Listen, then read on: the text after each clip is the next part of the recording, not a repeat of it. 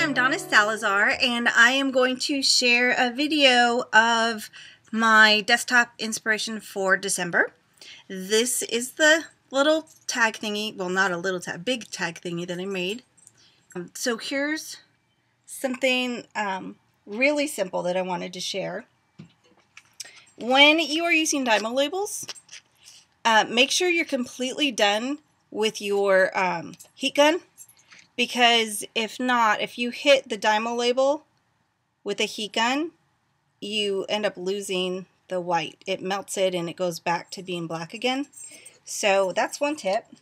For the Nestaboard, I am using the bling that matches it. This is both from Want to Scrap, and they are compatible with Spellbinder dies. But I wanted the one that was in the middle, so I cut right through the packaging, and now these will be protected, so they won't get all fuzzy and lose their stick. And then I just stick those over with my Want to Scrap stuff.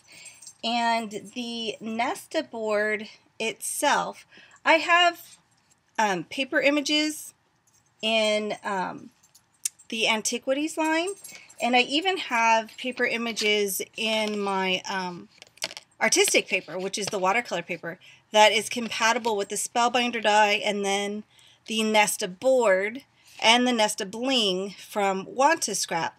And so I talk about putting your paper onto the Nestaboard after you've die cut it, but you actually don't even have to do that, because the Smooch Spritz directly onto the board is really, really pretty.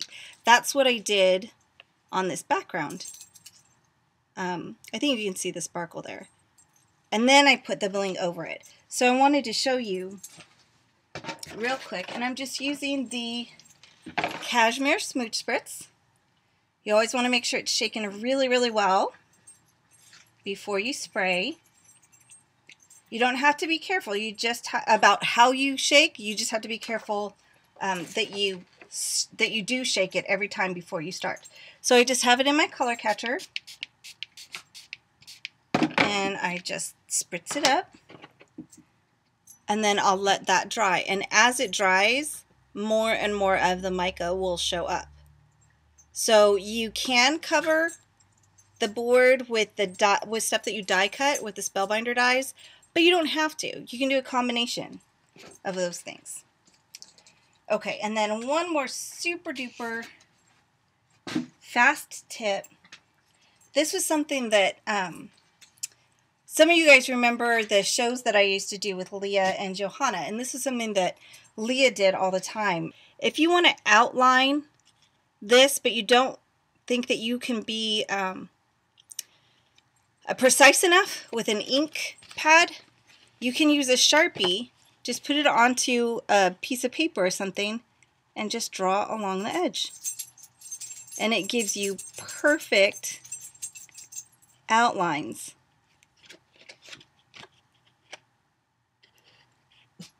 Without having to be very precise. So perfect outlines with a Sharpie. Isn't that awesome? Leah's so smart. I guess that's why she has her doctorate. Okay, and then something I wanted to mention as well. This down here was made with the paper lace die from the Creative Book Pages 2. And so was this. And I showed this before. But I wanted to mention that I am pretty late on getting the E-Class up on the Girly Grungening site, because there's been a lot of other exciting things going on, but other things going on. And so that is going to be going up probably early next week. So the Creative Book Pages 2 class will be going up on the Ning site, and it's only $10 for the class. Alright, so now let's do a couple of techniques. And I wanted to talk about these really pretty roses that are in the background.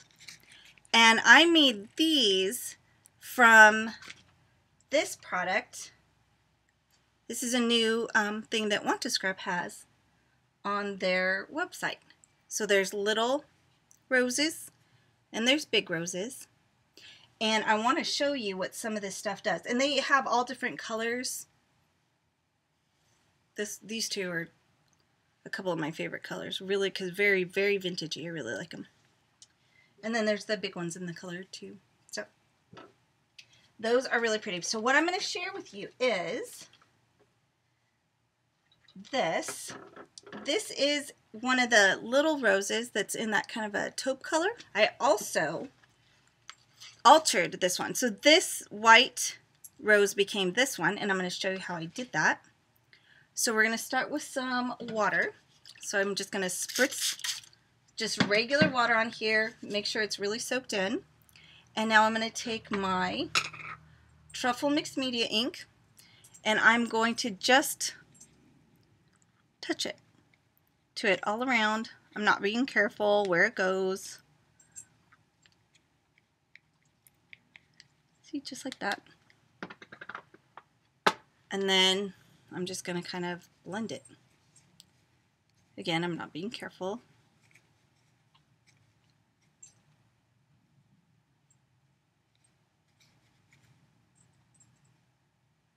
And then that's what it looks like. Isn't that pretty? And then we're going to dry it. And another reason why I want to dry it is because the backing is made from tulle. And you guys have seen what I do with tulle bows and stuff like that. So I'm going to hit the back of this with the gun, the heat gun, and look at how much smaller it's going to get.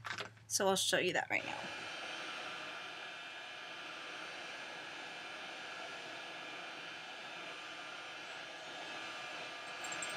And so that shrunk the flower down. And then you can hit the top as well. Make it a little girly grunge.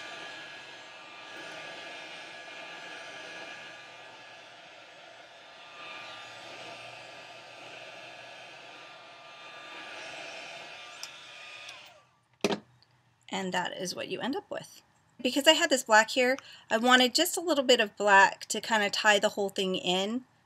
And so I used my Emboss Gloss, new from Clear Snap, and my black mixed media inks to do that. And it's really easy to do. You just, well, I distressed it first. So let's distress this.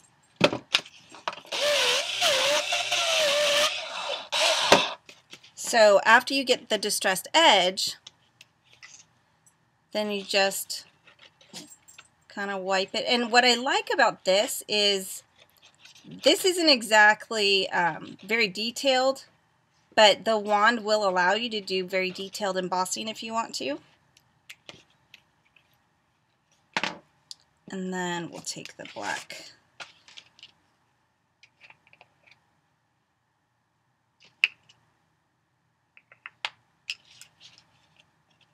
Oops, I went everywhere. And then if I don't like how thick that is right there, I just kind of wipe it off a little bit. Because as long as you do it before you hit it with the heat gun, you should be fine. So I'm going to hit this with the heat gun.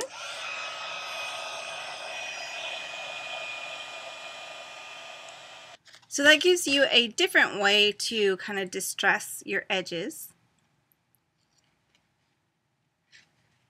It looks a little bit different than using an ink. Get kind of some open spots, but you still have the color. So I really like the way that I love embossing powder. It's always been one of my most favorite things.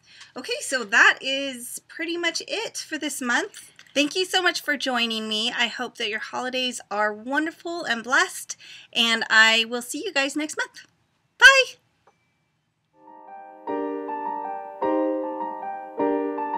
Bye!